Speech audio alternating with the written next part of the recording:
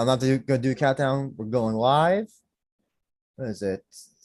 Preparing to live stream.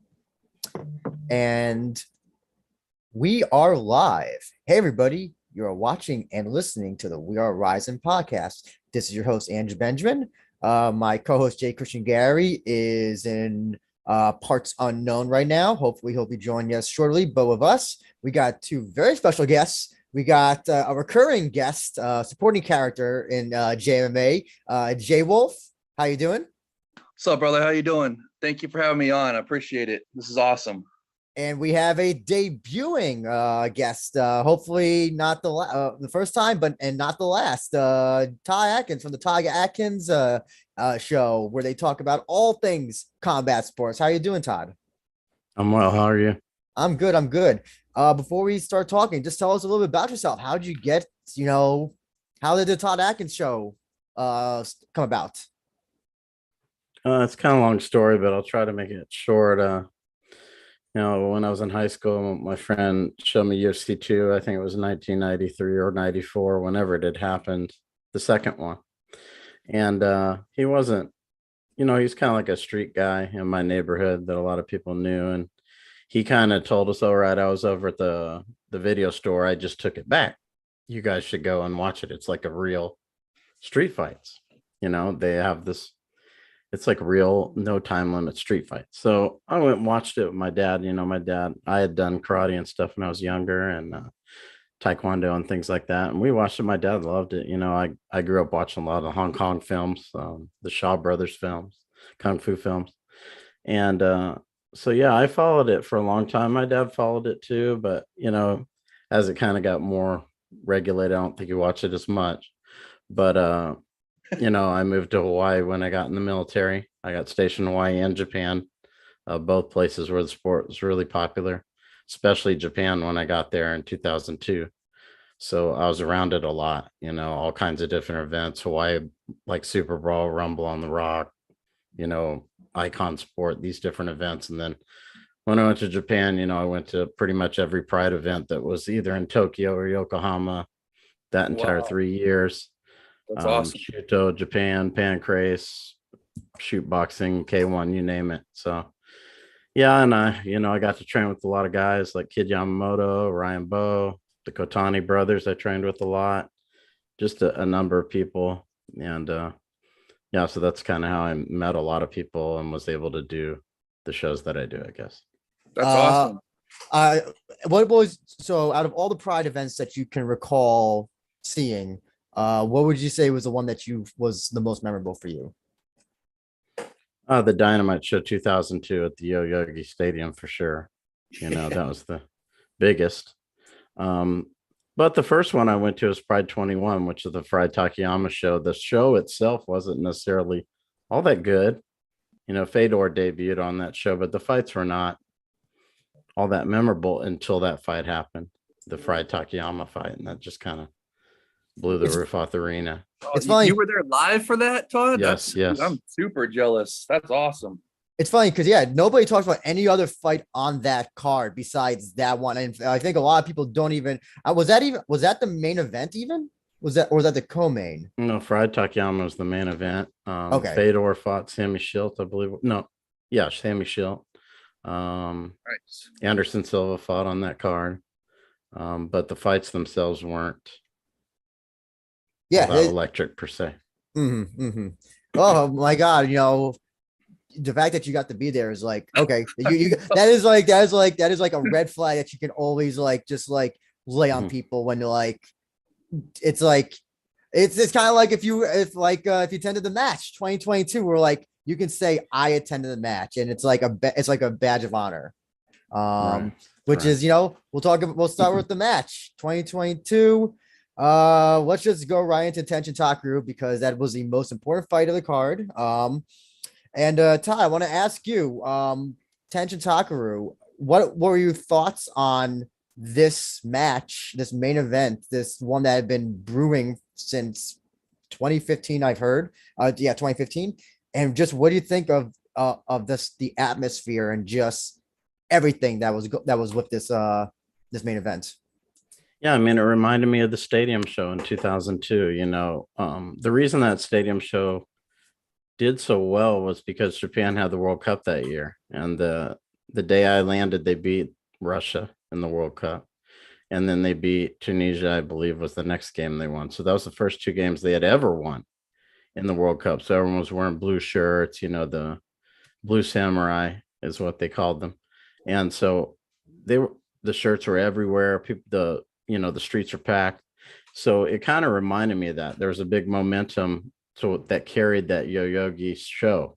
It wasn't just we're having a show here. It was the World Cup that really carried that kind of feeling of everyone wanting to be at that event. And this kind of felt like that until, the television thing fell through. But the event itself, it felt like, wow, this is all over again. This is exactly what that was, something that maybe I thought I'd never see again in Japan, given kind of how things were going. And I was like, wow, they pulled it off. It's going to be on national TV. You're going to have, 60,000 people there. And yeah, to me, it was like nostalgia all over again, that experience all over again, to do something that no one else can do. I was telling you the other day, this is the biggest combat sports event, attendance wise and everything else in 20 years, probably almost 20 years since 2002. And it just amazed me that it wasn't getting the attention from other English speaking people, that, this is as big as it gets. And I thought it was, awesome watching it, like watching them come in. Cause I watched the intros live or whatever. They had that pre-show where you could watch it. Yeah. I was like, man, this is incredible. I could feel like what it was back then. I knew how those guys felt when they came out, because you could see. What I thought was really interesting was Tenshin seemed really loose coming out in the intros, not the walk to the ring, but when they're introducing, he seemed really fired up, and Takeru seemed like really overcome by the whole situation. Maybe even a little intimidated. I don't know if he was, but it seemed like the largeness, the gravity of it was just overwhelming him.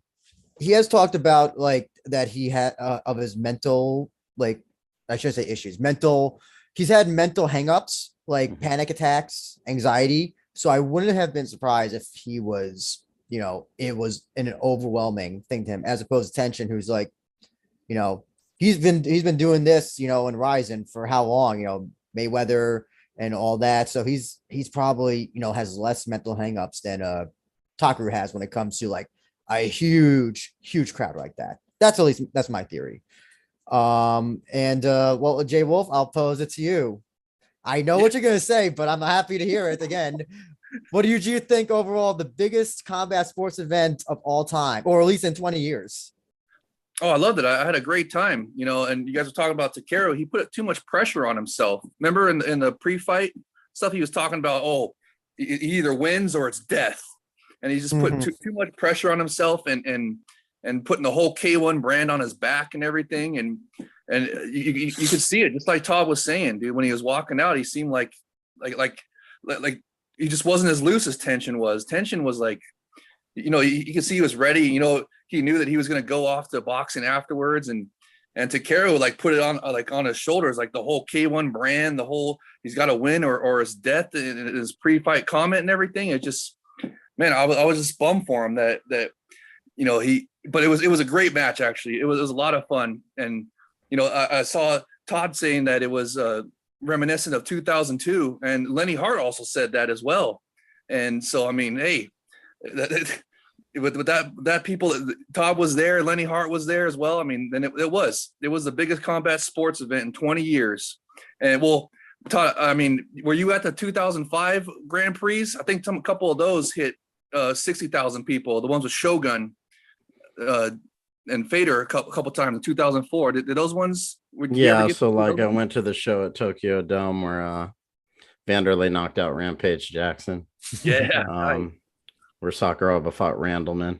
That was the Tokyo Dome show. Sweet. Was that one also sold out like that with like 60,000? Yeah, I mean, it's a big crowd, but it's not compared to Yoyogi. Yoyogi felt like something totally different.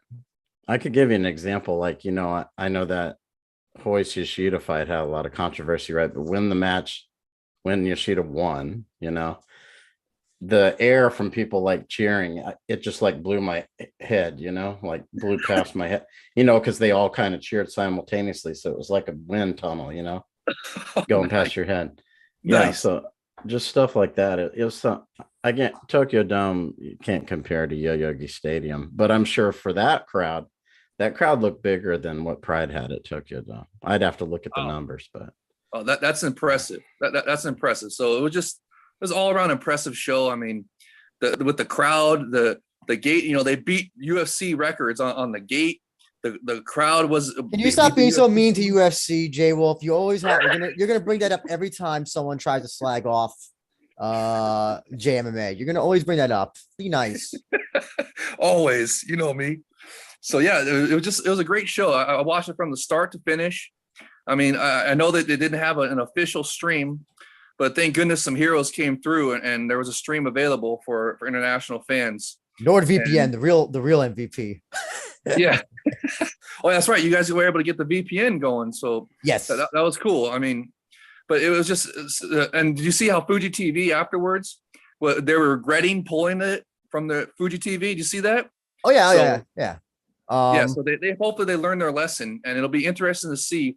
I know CJ was talking about how they're going to have a new board member or a new CEO, I guess, come in at the end of this month, and it'll be interesting to see if he, learns from the error of his ways and sees that it was a mistake to drop the match, and then he'll realize, hey, it was a mistake to drop Ryzen as well.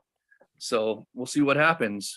I also got to give a shout out to Todd. You did some great coverage with Ensign Inoue and Zach Buscapi. Buscapi, how do you pronounce his last name again? Buscapi, I believe. Yeah. Yeah, and covering just the aftermath and all the controversy I was getting around. Some really great stuff, and really, I suggest everybody go on YouTube to check it out, especially Ensign Inoue, because Ensign Inoue, he don't give a fuck. He's got no problem shooting from the hip, as they say. And that's what I love about him. But yeah, I wanted to ask you about that, Todd. What do you think about this? About the whole not controversy, but like this whole thing with no streaming internationally, all that stuff. As a combat sports fan, seeing Pride in person, and also I'm guessing you probably watch Ryzen events, on fights or live now. What do you think about this whole thing that this show that wound up being the biggest combat sports show in many years was just unattainable, was unavailable legally outside Japan?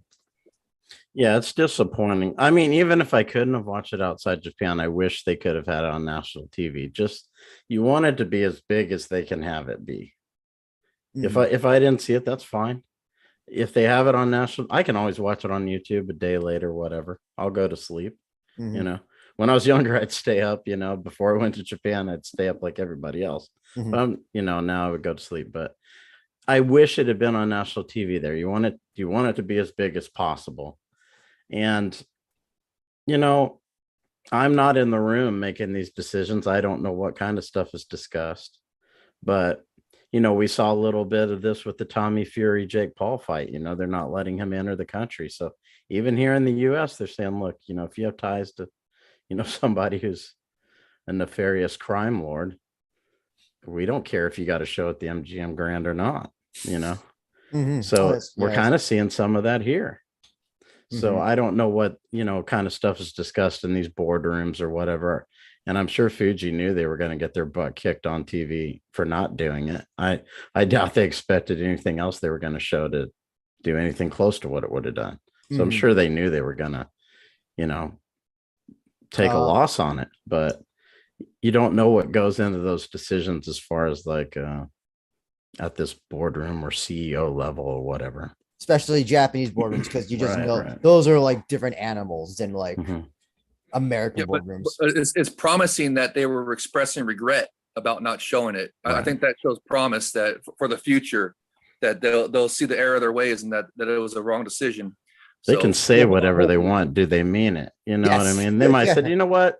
Yeah, we regret not showing it, but we don't have to worry about showing it again. So who cares? Because you talk. They say, oh, we regret not showing. It's like when someone gives like a non-apology, like, oh, I regret the things I said, and whenever someone says that, it's like I'm hesitant to believe them. Actually, I just want to. We have a comment in the YouTube chat. Just here to read the comments. Thank you again for coming back again. It says it feels like the biggest event since the 2011 end of the year fight for Japan Dream event.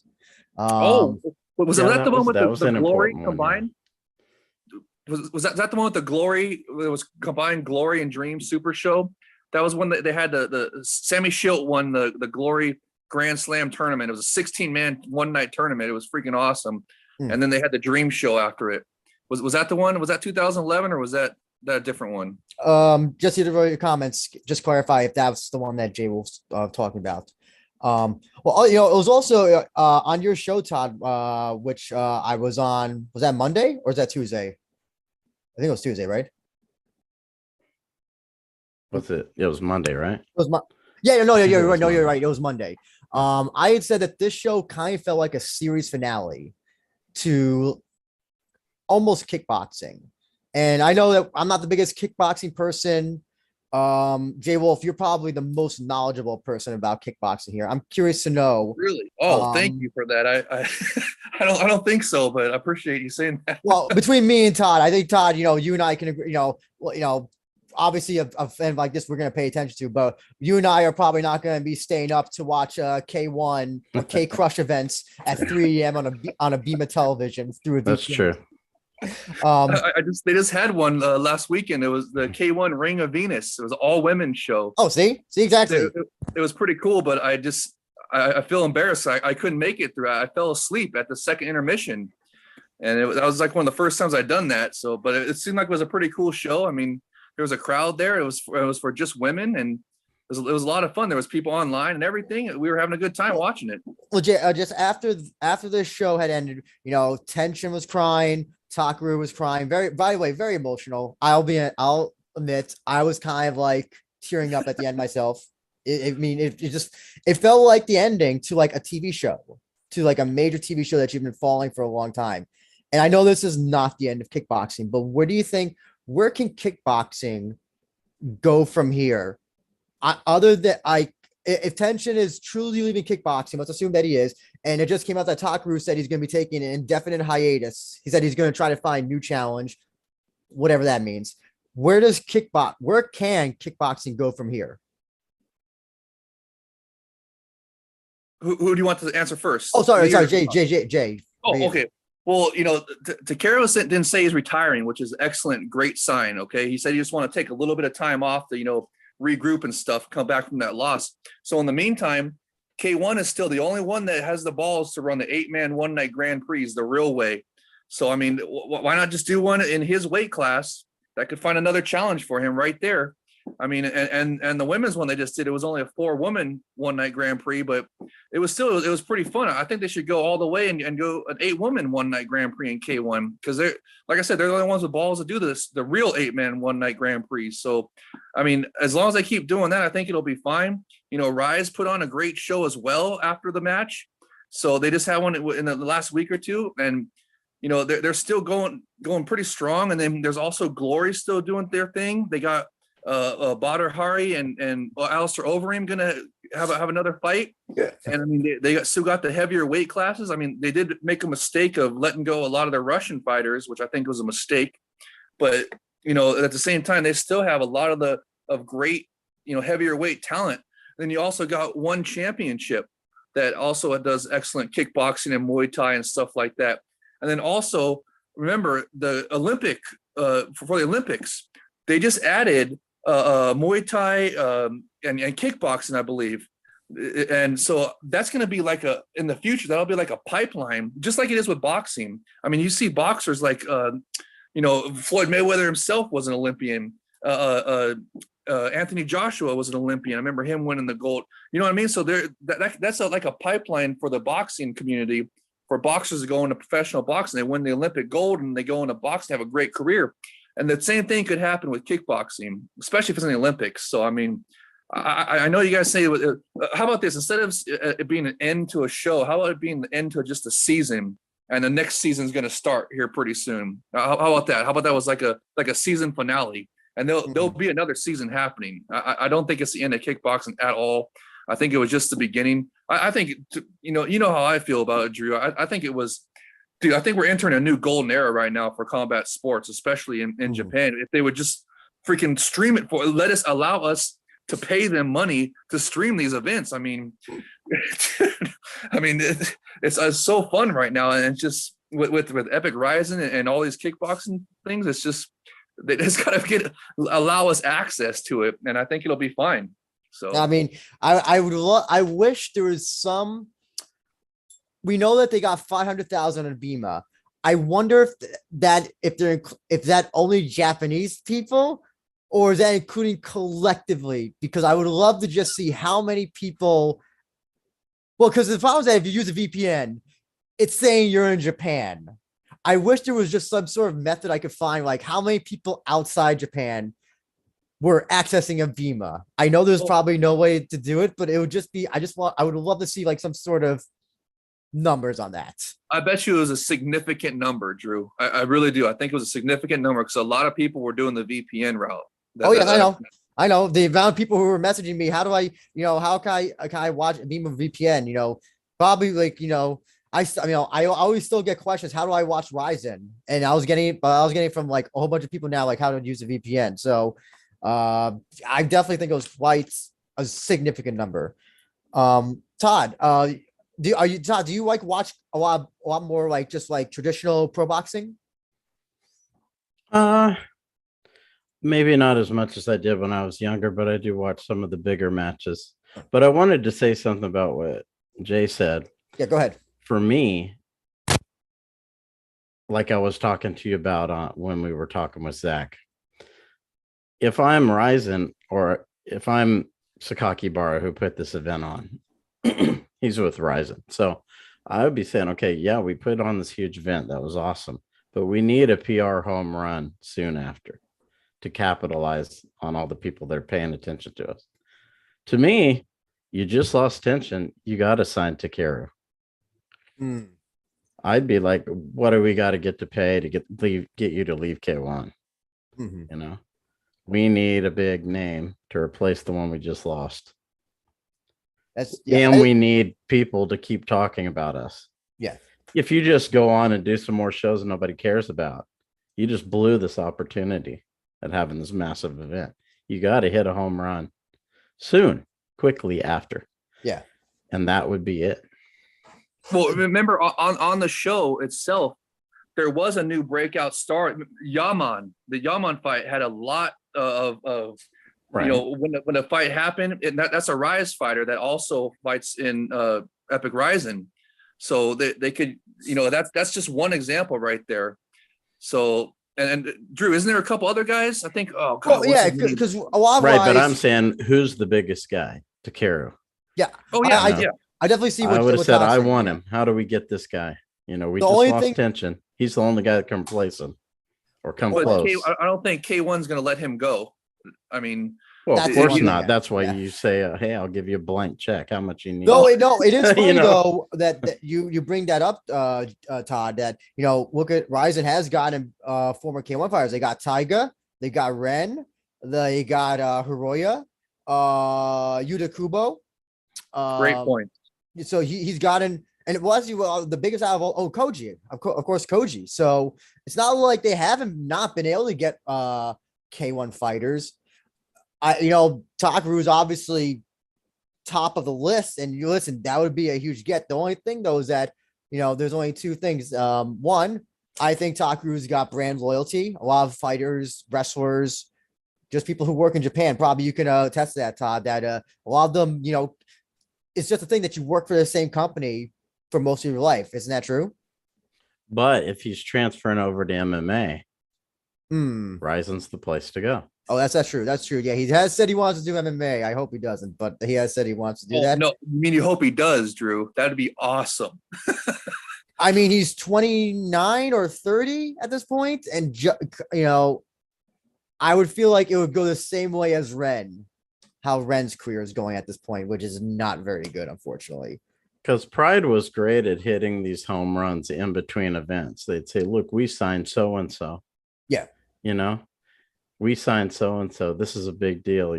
They were competing with the UFC for the best fighters. Yeah. Oh, we signed this guy. We signed that guy. They had big PR stories. They'd have their events like 3 months apart, and they'd hit like one home run here and there. And that's what made it really interesting was the stuff that was happening in between.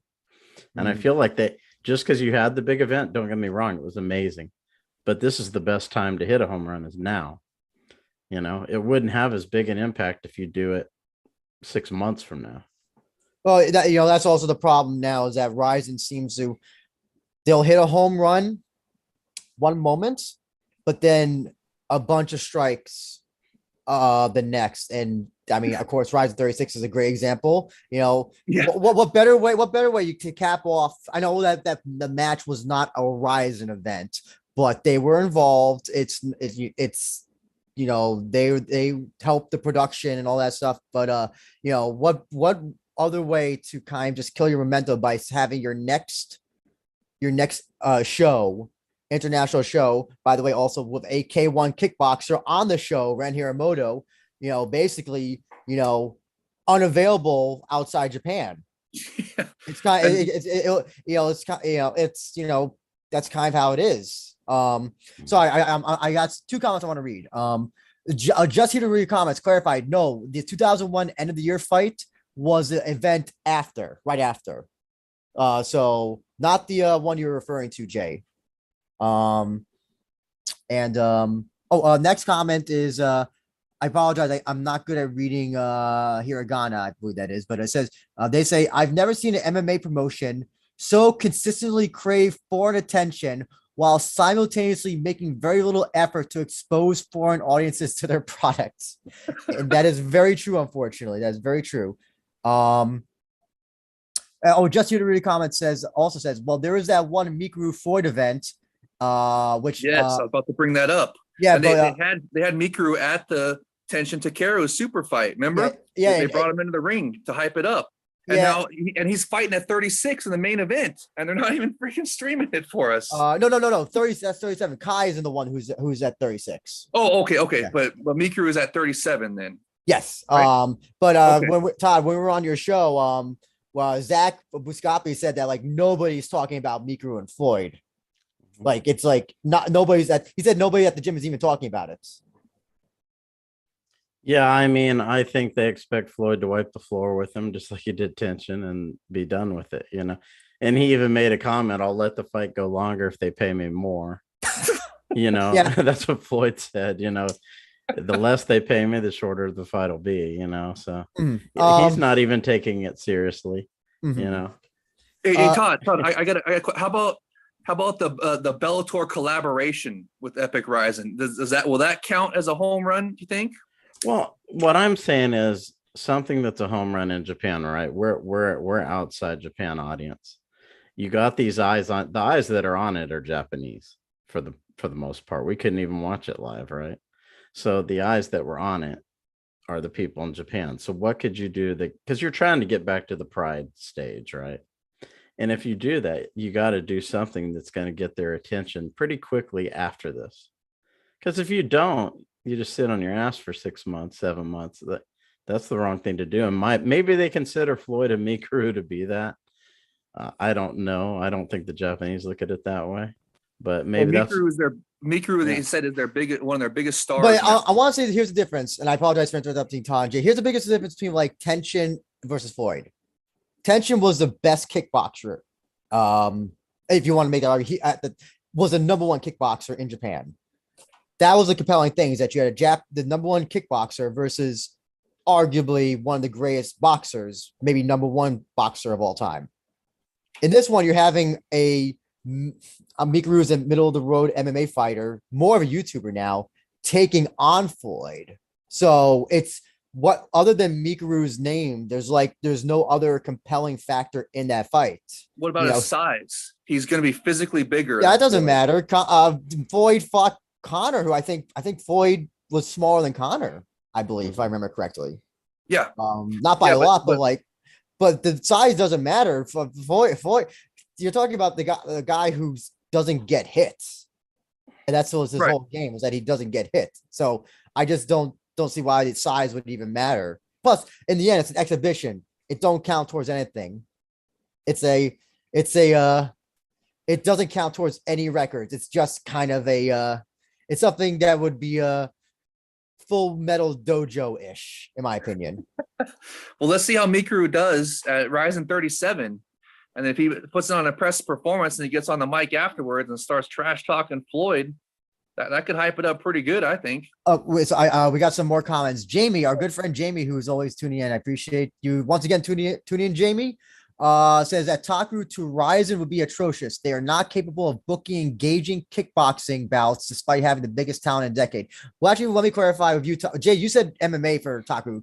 Todd, do you want to see Takeru do, if Ryzen were to do kickboxing in Ryzen or MMA? I was just thinking of it as an MMA move, but if they wanted to do some kickboxing bouts, so be it. I'm sure people want to see it. Absolutely. Next comment. I think the hiragana is pronounced Ano. Sakaki Bar says that Sakaki Bar is going to destroy Ryzen. Jay, calm down, Jay. And Jamie also says all the kickboxers who have went to Ryzen recently to do kickboxing or MMA have lost all their momentum. That is very true. I mean, what about Yaman? Yaman didn't. He didn't do MMA. He did but he had a badass small gloves kickboxing match. Remember with the sensational knockout, and then he went on to do have another sensational knockout at the match. That's true. I mean, yeah, that's true. That's true. But it was a very close fight against Koji. It's not that. He didn't dominate Koji for the most part. It was very much a very close fight. Great fight, but nonetheless a close fight. Just a knockout finish. Not over Koji. I'm talking about the one that he just had. Oh yes. But the reason that fight was greatly built up because of all the shenanigans that were happening at the press conference. I just thought of somebody for you guys. The next star for you, Drew will love him. Yushi. Drew's boy Yushi. No, absolutely not.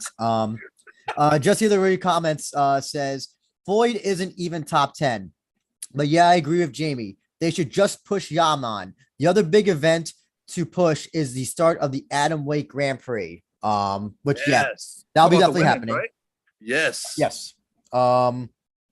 Actually, going back to the match, Todd, if you were there any other matches that you were able to watch, or did you happen to just only catch the main event? If you don't mind me asking.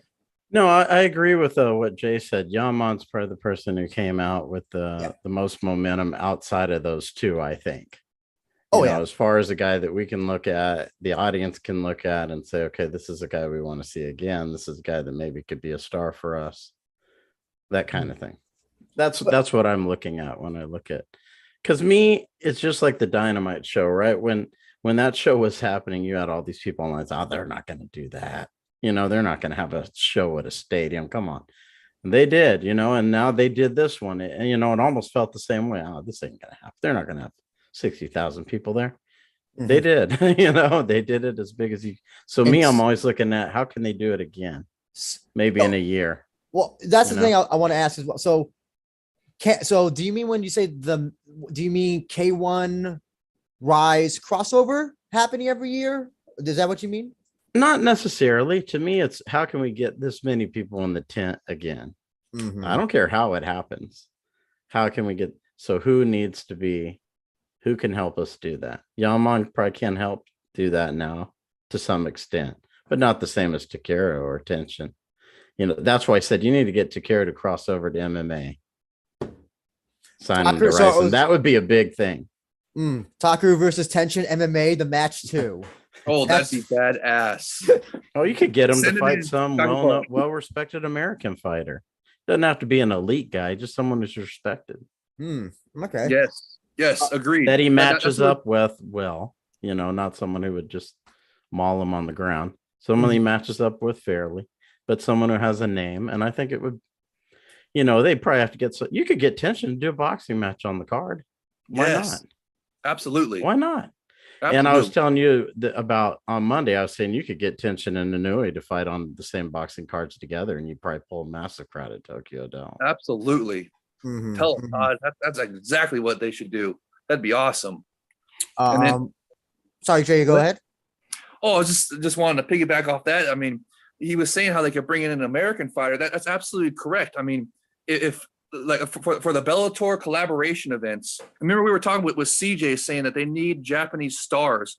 I remember one of the ways that Pride got the Japanese stars built up, like Sakuraba, was facing foreign fighters like Gracie and Rampage. You know what I mean? So if for these collaboration events, they could have their Japanese fighters fight with some good American fighters, and that helped build the stars if they were to win and stuff.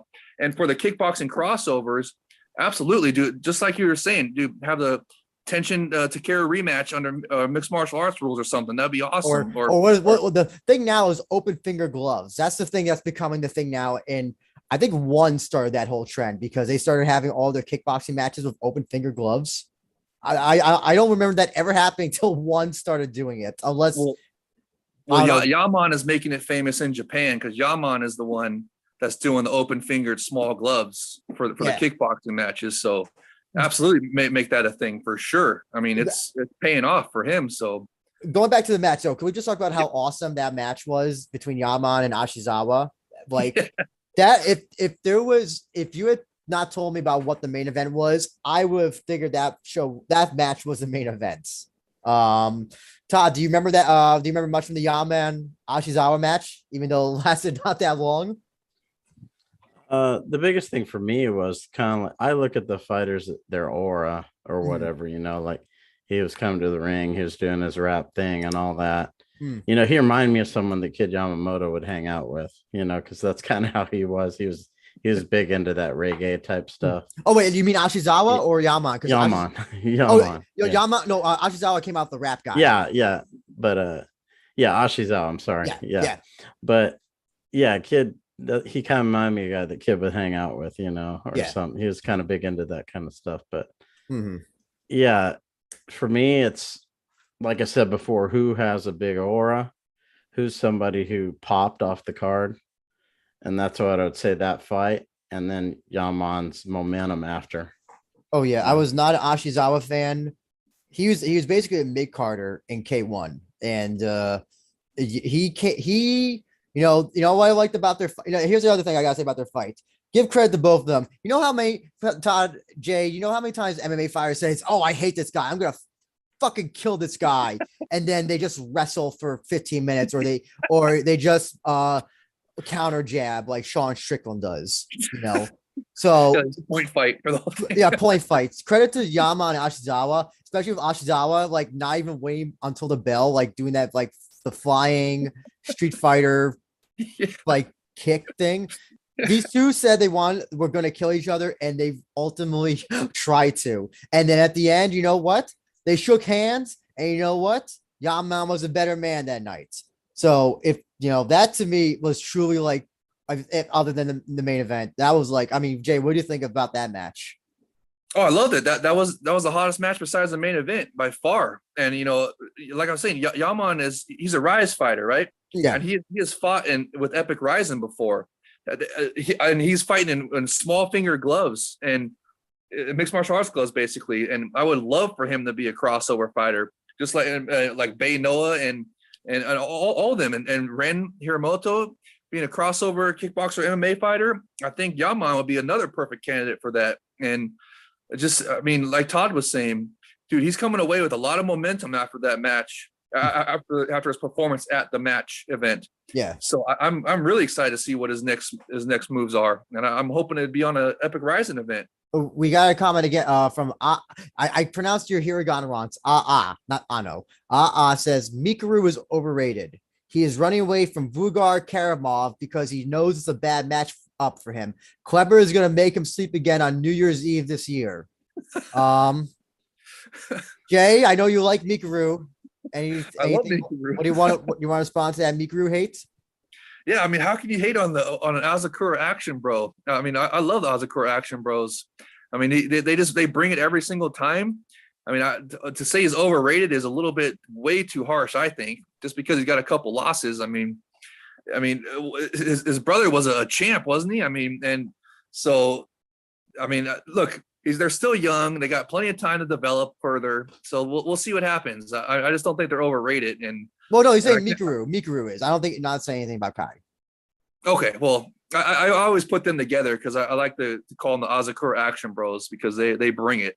So I just don't think Mikuru is overrated. I mean, he's one of their most popular fighters. I think CJ was saying that he has the most, like, he is the most popular fighter over there. Yes, he is. Right now with his YouTube numbers and all that stuff. So that's why they're matching him up with Floyd. I mean, that's probably going to pull a lot of attention. I mean, Floyd Mayweather commands ESPN attention over here. I don't think just because nobody's talking about it now, they're going to be talking about it fight week for sure. I don't maybe think so. They didn't really cover his last one.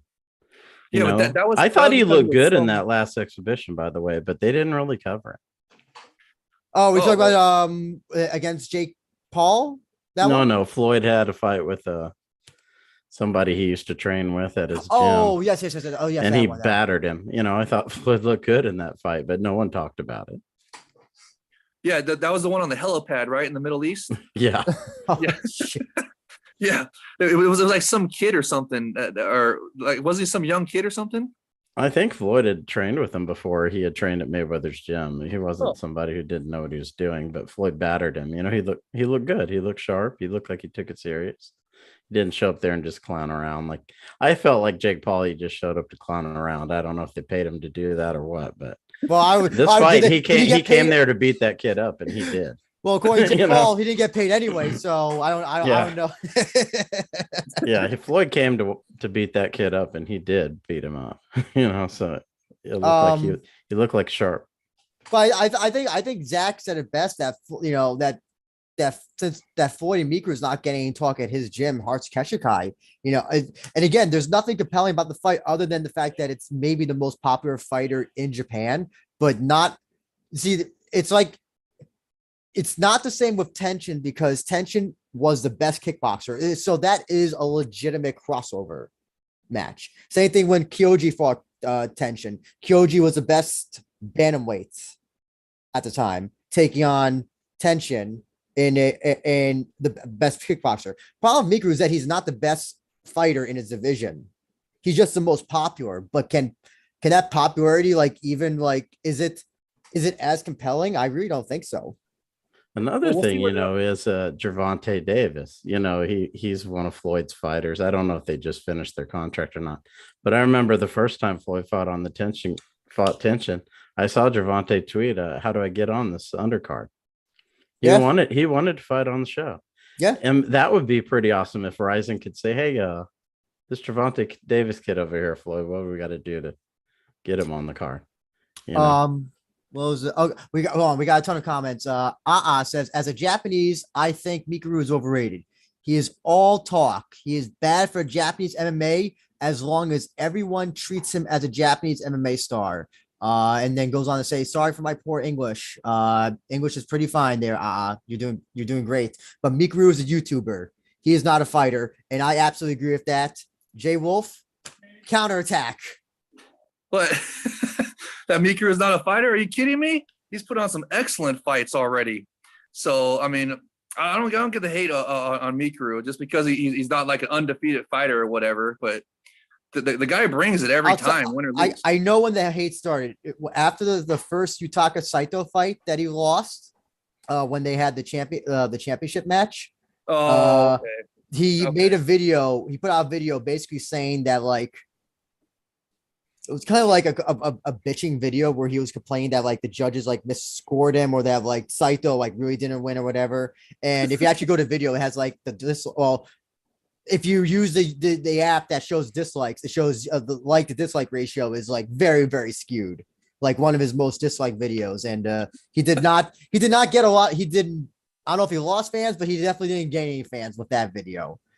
Well, that's just one of them. So what about, look, when the fight week gets here for the Mayweather exhibition with Mikuru, I think it's gonna, dude, you're gonna see trash talking from Mikuru. It's gonna be pretty exciting, and I'm guessing since it's gonna be a more high profile fight than Mayweather's last one, I'm hoping that it's gonna have ESPN attention, and I'm hoping that on that card it's gonna be an Epic Rising event, and I'm hoping that Bellator is going to send over some fighters as well. So we're going to have a little bit of collaboration to have some foreign fighters over there. And it's going to be, because remember last time on the Mayweather Tenshin exhibition, Bellator sent over their champion to fight Kyoji Horiguchi, remember? Along with a couple other fighters. So I'm hoping that happens again. And I'm hoping, look, we just better have access to watch it. That's all I got to say. I mean, if they don't give us access to watch that, I'm going to be so upset. I'm already upset that we can't even watch this all Japanese one on 36. I mean, they just got to get us streaming access, that period. But it's going to be cool. Mikuru, I don't think he's overrated. I don't think that, I mean, his popularity, like you're saying, he had a bunch of dislikes, but that didn't drop his followers count, did it? He's still up to like couple million followers on his YouTube channel and stuff. He's still one of the most popular fighter, if not the most popular fighter, mixed martial arts fighter in Japan right now. So, I mean, just wait till the fight week or the fight month with the Mayweather exhibition, and we'll see how it goes. But I think it's going to be cool. You really think that there's going to be coverage on ESPN? I'm sure they'll mention it. Remember, they mentioned when he fought Tenshin, like they mentioned it once or twice. Remember? Mm-hmm. Yeah, but I think that was the first time they're like, "What is he doing over there?"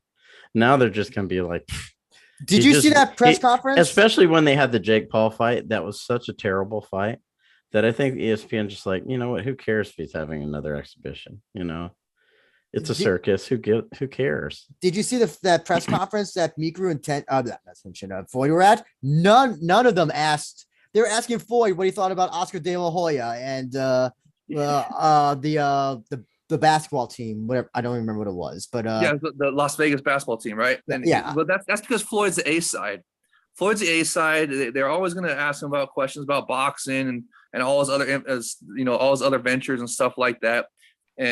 But look, when fight week gets here for that, I'm expecting a lot of content from Floyd and Mikuru, trash talking. I'm expecting.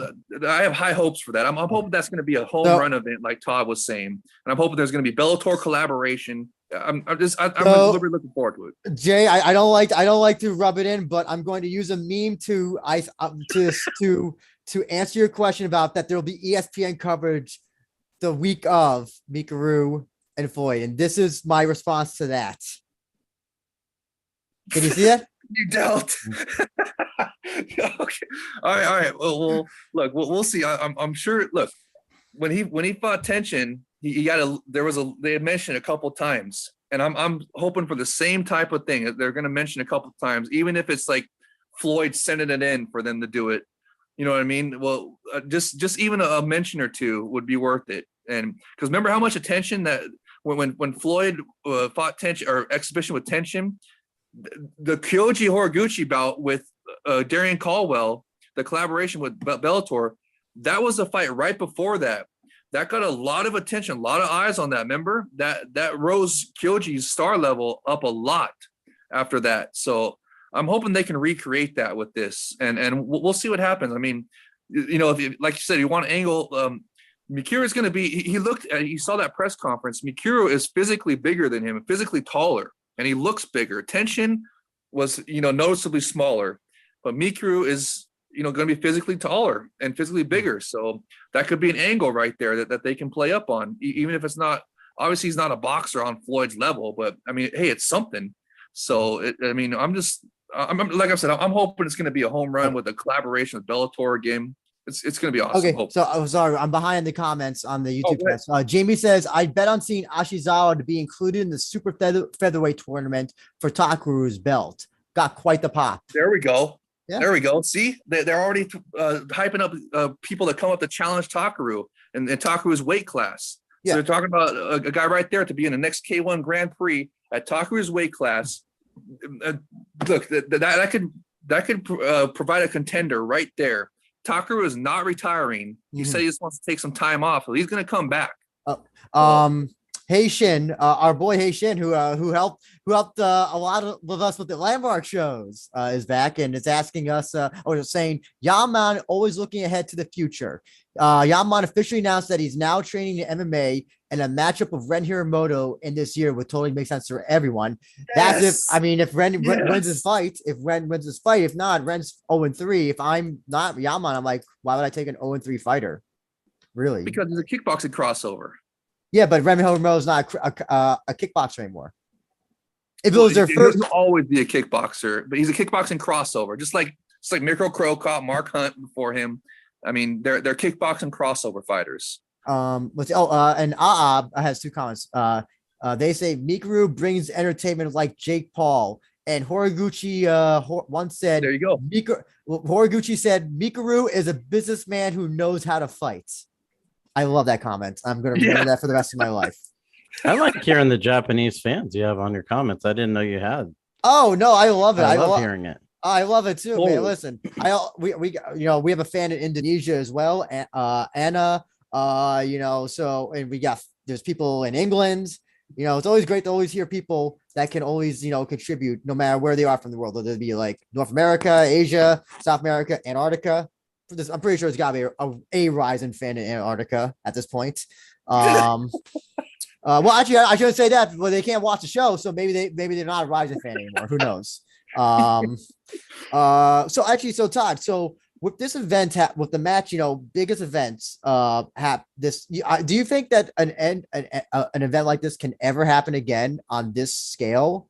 I'll say next 10 years. Do you think that anything that can draw this house again in Tokyo? Yeah, if you put Inui in a main event, Tenshin on the undercard for boxing, I guarantee they'd have this many people or pretty dang close to it. Don't you? I think this show struck lightning in a bottle. I think this is the rare show that managed to capture the hearts and minds. The buildup as well was at least in Japan, seemed to be good. And at least I think I was also a case of, I guess, what do you call it? Like a walk-up crowd, maybe at the last minute decide, let me go on a Beamer to check out the show that people are talking about. And I think that's what also I don't know if they could ever sell $25,000 tickets again. I don't know how, that was the most, I can't believe that they legitimately sold out every seat, including those $25,000 ones. How many people attended Inui's last fight? Good question. If anybody in the chat knows, Jay, you happen to know? I know you're a big Inoue fan. I don't know, but every highlight I see of him has always got a big crowd there. So he's popular. I think that's a great idea from Todd to have an Inoue fight and Tenshin on the undercard. I think that'd be great. So I think they should do that. Absolutely. I guess that could do it. I'm trying. There's no other arena I think that's bigger than Tokyo Dome. I don't think. So the stadium that Todd was talking about. Oh yeah. The stadium. Yeah, stadium. I guess it's possible. Yeah, you would have to do it, but also it has to be against. I think you just can't have the two on the card. They gotta have opponents that are compelling, that make this one was the 2 best kickboxers in the world, or at minimum. Maximum in Japan. So, and them never, having any sort of potential crossover was the sell of this fight, in my opinion. You'd have to have somebody who's, I don't know, I don't know who at this point who in a way could fight that could draw that crowd and also Tenshin. Todd, do you have any ideas? I'm looking at how many people went to Inui versus Donaire. I'm trying to see what the crowd was. It was at Saitama Super Arena. Yeah. But that could give you an idea because, if Inui can draw that many on his own, Tenshin's going to bring another. How many people you think Tenshin brings additionally? I think when you're saying you mean Tenshin in boxing, right? Not kickboxing. Yes. Okay. Because they're trying to build him up. The best way to do that be put him on a card with Inui. Yeah. That's it. I don't think if Tenshin would have to show, he'd have to be going maybe 5-0, 6-0, 7-0. I don't think you could even do it for his debut. I don't feel like his debut is going to be compelling enough for people to tune in or to come to the show. And especially because I get the feeling that Tenshin is going to wind up training maybe in the United States. I think he might. That's my big guess, especially if he's going to train pro boxing. I don't know, like, can Teppen Gym deliver that elite tier training that's to get him ready for boxing? I don't know. I don't know. I can see him maybe moving to United States or Hawaii to What about Europe? What about Europe? Europe. I guess maybe Europe. But I was figuring that he wanted, to start, to compete, on the Las Vegas scene, because let's be Okay. honest, Las Vegas Yeah, scene but is from Yes, the sir, go ahead. promoter side, they're going to say, where can we get the biggest crowd out of this guy? oh yeah. And that's the thing. I'm trying to think, like, it's at this point, I don't think it's impossible your idea, Todd, but at this point, I can't think of anybody who that Inoue or Tenshin can fight to bring in that crowd for the Superdome or Tokyo Dome to make it that big. Down the line, maybe, but not at this point. You don't Well, think Drew, so? I mean, they just had a ton of people watch him. Oh. They're not going to forget who he is. Mhm. But it would have to. I mean, just to see him, I don't know if Tenshin has that pull. I don't know. If somebody from Japan in the chat would like to comment as well, if they would go to Tenshin's first boxing fight, please let us know, or anybody, let us know. Yeah, I would think that there would be a huge demand, people that would want to see that. This is the greatest kickboxer we've ever had, or one of them since Masato. He's turned into boxing. Mhm. He's here at Saitama Super Arena or Tokyo Dome. Because he has fought in boxing. Remember, he did those weird boxing. Remember, he boxed Gomi. He did the three exhibition boxing things for Ryzen. And the overwhelming feedback I got from people is that he didn't look good. Well, Gomi, I think people are underestimating. Gomi's a big guy, won. Yeah. And what he win most of his matches by knockout. This is not a guy who couldn't pop at his weight. He could. Yeah. He's not a guy who couldn't hurt people. He won most of his fights by knockout.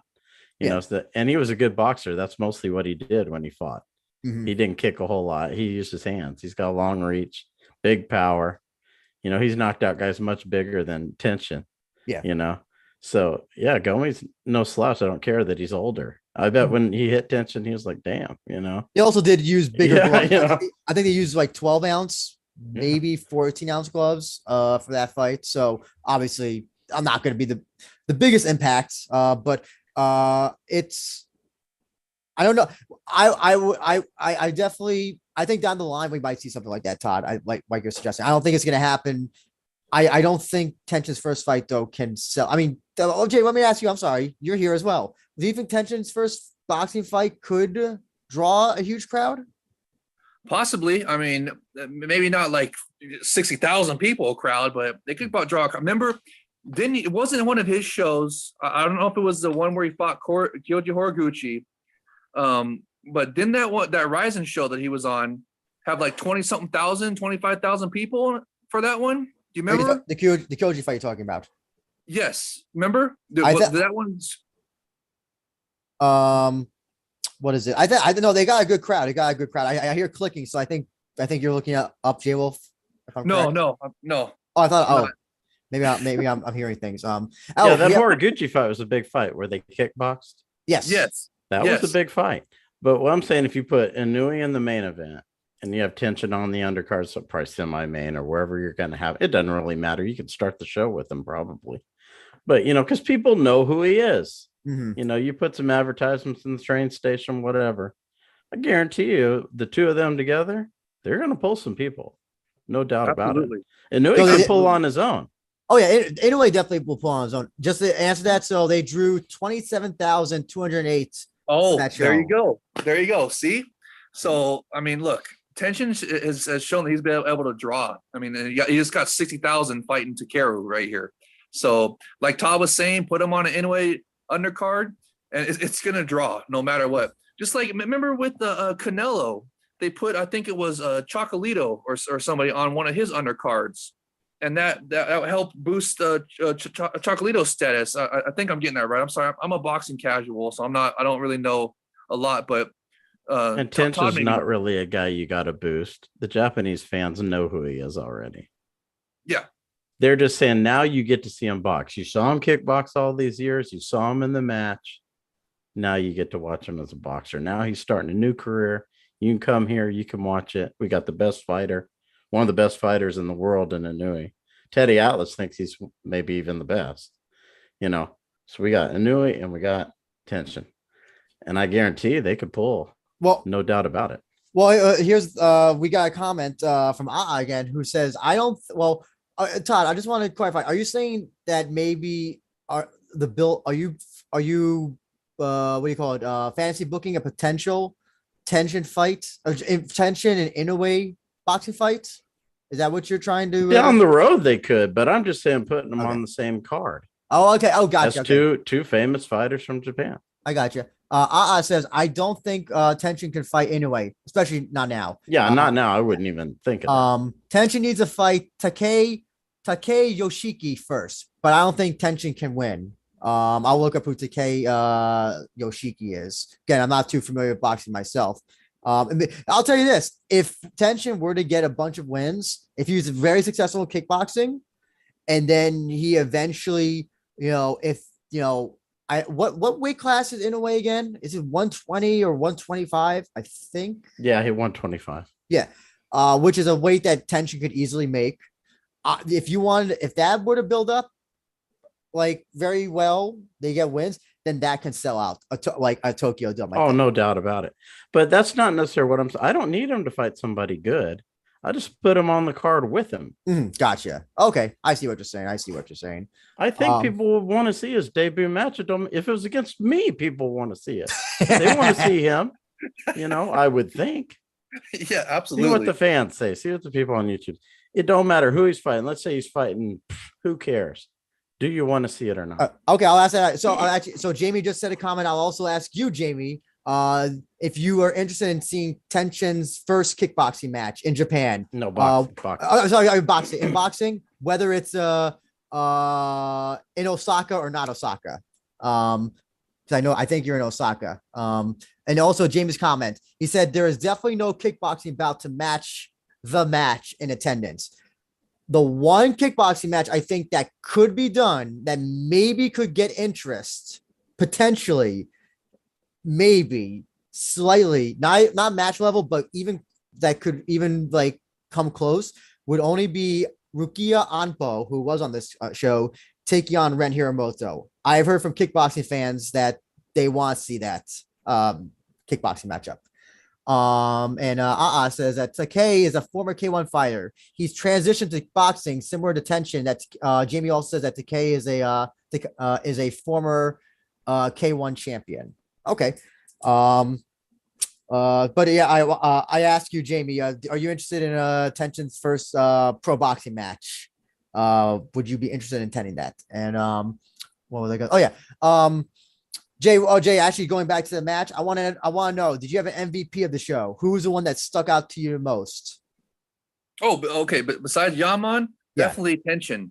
Tenshin just besides Tenshin, Yaman, was there any other kickboxer who you're like, and now I'm a fan of this guy? So like the third place guy, the Thai fighter. God, what was his name? Oh, Kong something. Yeah, he had a great knockout. Just floored the guy. It was a taller fighter too that he floored. So I thought that was great. So what about the heavyweight fights? Any thoughts on the heavyweight fights? The kind of awful heavyweight fights? They're pretty cool. I mean, like I said, there was the guy that just won the Satari, I think his name was, just won the K1 Grand Prix. That was really fun. It was an open weight K1 Grand Prix, and then he fought in the match, but it was kind of like a squash match for him to just get a win. But I mean, I'm looking forward to seeing them. I'm glad that they actually got some heavier weight guys. I'm looking forward to seeing them fight again. So okay, sorry, Jay. Sorry to interrupt, but we got a response from Jamie. Jamie says regarding seeing Tenshin's first pro boxing match, not really. If it was local, maybe. So, Todd, I mean, Jamie does live in Japan. He says not really. Do you think that I don't know? Do you think that Tenshin should start small with boxing, or do you think that they're gonna try to like immediately push him to No, like no, I think he should fight small, but maybe Jamie, look at it this way. Would you go to his debut match if Inui was the headliner? Because that's what I'm going to do if I'm the booker. I'm not just going to put him in there with no one else. Inui's got to be the headliner. Okay. You want as many people to watch him as possible because Top Rank's going to air it. You want people to see him. That's the whole point. You got to have Inui on the card with him. It would make no sense not to. Well, the question is, will it be on Fuji TV as well? That's a big question. I would think yes. It better be. They better learn their lesson. Well, boxing's saying we got to build this guy up. Yeah. How can we get him in front of the most people? Yeah. That's with Inui and the headliner, him on the card. It doesn't matter who he's fighting. Yeah. I'm sure people would want to see it. I would think I would want to see it if I was living in Japan. If it was close by, I'd go. No doubt about it. Same here. Absolutely, Todd. Absolutely. But if he loses his first match, Todd, would you go on? Would you be interested at any more Tenshin pro boxing? I wouldn't expect him to lose his first matchup if they match him sensibly, but if he did, it would hurt him. Yeah, no doubt. But I don't think that would happen. I think he's special. I do. I think he's a special fighter. Oh, he is. I think he's got some. I think he'll have similar success in boxing if they bring him along the right way. Jamie says, in response to you, Todd, nah, not the biggest boxing fan, to be honest. Oh, okay. Oh, well, okay. Actually, so I want to also ask you, JayWolf. The other person who really stuck out for me on the show was Masahiko Suzuki. I think it was the second match right after Tenshin's brother, was he?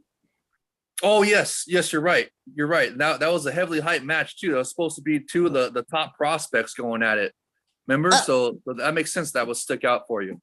I'm just curious if you had any thoughts on that match. It was cool. No, I loved it. Dude, Kaneko versus Akihiro Kaneko. I totally forgot it. My bad. Versus Kaneko. Yeah. Yeah. No, I loved it. I loved it. Pretty much every match. I was having a good time, dude. Talking to everybody online on the Discords and watching the event. I was just so thankful to actually have a stream available for a hero provided a stream for us to be able to watch. Yeah. So it was a great time. I had a great time for every fight. Didn't have to go through the anxiety of me thinking like, oh shit, is Ibima gonna find me out and then cut off my stream after spending. So Ibima has this weird thing, and this is a Japanese thing where you gotta buy credits or they call them Ibima points to like watch their stuff. I made a mistake and bought $80 worth of Ibima points. Because I'm stupid. I didn't realize what I was doing. And I wound up buying the Ibima thing for I guess it was the equivalent of $40 US dollars, something like that. But now I have 40 extra Ibima points and I have no idea what to ever use them for ever again. Maybe the match 223 or something. I don't know. There you go. Yeah. They'll rematch eventually. Has a comment. We must not forget Takeru versus Tenshin was made to make Tenshin win. The rules were made by Tenshin, especially 4 kilogram recovery limit plus weigh-ins 3 hours before the fight. Any thoughts on that, Todd or Jay? Yeah, I agree. I think with Takeru's style, he needed more time or more rounds. More rounds would have been more time. So that's kind of the same thing. But he needed more time to do his style because he's not really someone who's going to come out of the gate and just try to obliterate you right away. He does build up to that. He starts to put the pressure on. And it looked like he was doing some of that as the fight went on in the final round. He's taking Tenshin shots better. Tenshin looked much better when they were both fresh to start. Dropped him real fast.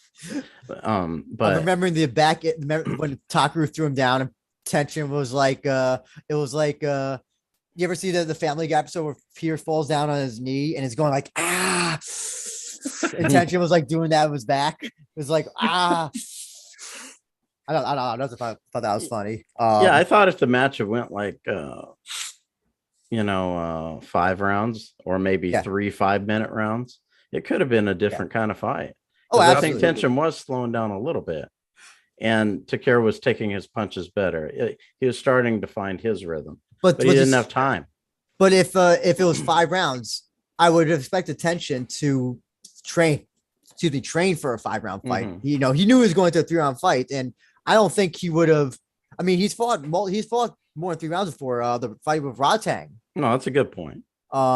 So I mean, it's entirely possible. Maybe that back injury did like take the wind out of him. You fall on your back. You said you've done martial arts, Todd.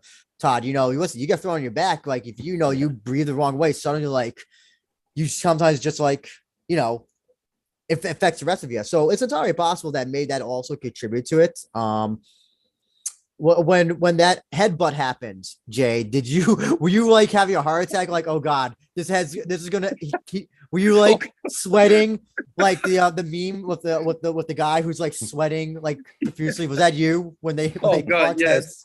Dude, I thought it was gonna be over. I mean, dude, we got so lucky. I thought that one there wasn't a cut, because if that would have caused the cut, they would have stopped it. That would have been absolute disaster. Mhm. I mean, we got so lucky that head clash didn't result in a cut, and they still let it go. I mean, that you're absolutely right, dude. When that happened, I was just like, oh no, oh God, terrible. But thankfully, the fight kept going. And I was really surprised because I thought it was going to go the exact opposite of what I thought it was going to be. Takeru was going to knock down Tenshin, but dude, Tenshin just totally proved me wrong.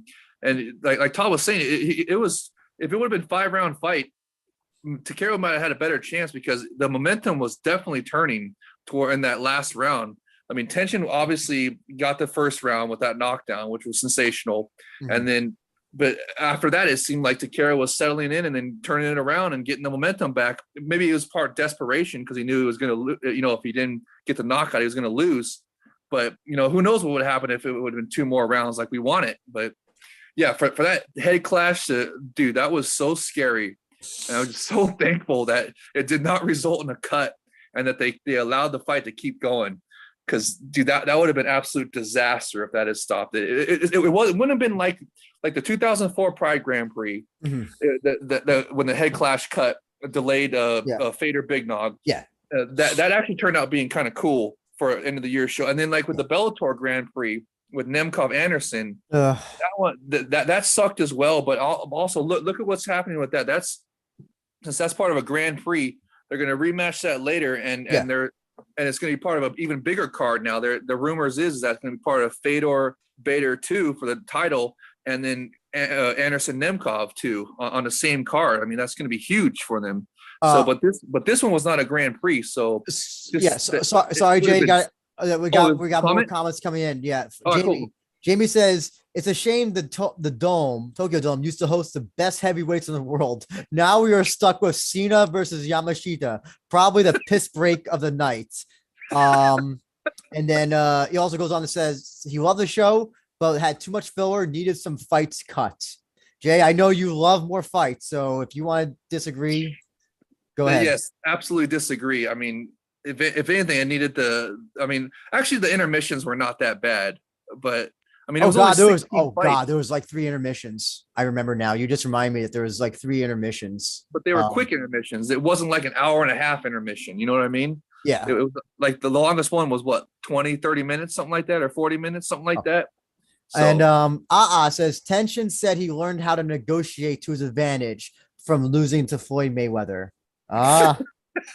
That's why we got what we did. So imagine if Tenshin and Floyd never had fought, we might have gotten a 5-round fight. So blame Floyd. Blame Floyd for that. I wouldn't have minded if they just had one fight. We're gonna have a 2-hour pre-show, cameras in the backstage. We'll have interviews. We'll have them walking around. The fans can watch everything that's going on behind the curtain, and then we'll bring them out. I would have had no problem with that. That's kind of what they were planning to do originally, right? On Fuji, they were going to have like a 4-hour pre-show, and I think they were only going to show the match. not the entire card. Yeah. I think 2 or 3 matches they were maybe going to show, but it was primarily it was gonna be just a couple matches, mostly just kind of like what they did with Kid Masato. They did a lot of that, and that would have been pretty cool. To just sit in the arena waiting for this to happen. And they're showing you all the stuff you don't normally see. You're behind the curtain, seeing all the, what's going on, getting their thoughts going into the fight. Interviewing them backstage, watching them warm up. You're waiting for these 2 guys to kill each other. You're waiting for this fight that you've been waiting 10 years for. Let's just make it all about this one fight. The one thing so if anybody remembers the Canelo Kovalev boxing match, if you remember, because that was the same day that Nate Diaz and Jorge Masvidal were having their UFC fights. And if you were watching the Canelo fights, they actually had this long ass intermission because by the time they were supposed to go on, Nate and Jorge were supposed to had their fight, and they didn't want the 2 fights to to go on at the same time. So they had all these backstage things of Canelo and Canelo was sleeping. No, Kovalev was sleeping on the couch or something, and Canelo was just looking bored. And so that's the one thing. That's whenever the priest, I hope it wouldn't have been any stuff like that. But I say I know what you're talking about, Todd, and I know that they're having stuff after. I think Sakaki Bar said that there was gonna be some I guess the match confessions or something kind of like that, like they do with the Ryzen thing. I apologize a lot, Todd. I lied. I told you in our chat that it'll be an hour and 10 minutes. But if you have a few more minutes by any chance? Yeah. Okay. Jay, I just want to also quickly ask you if so how'd you watch the match? You watched it through nefarious means, right?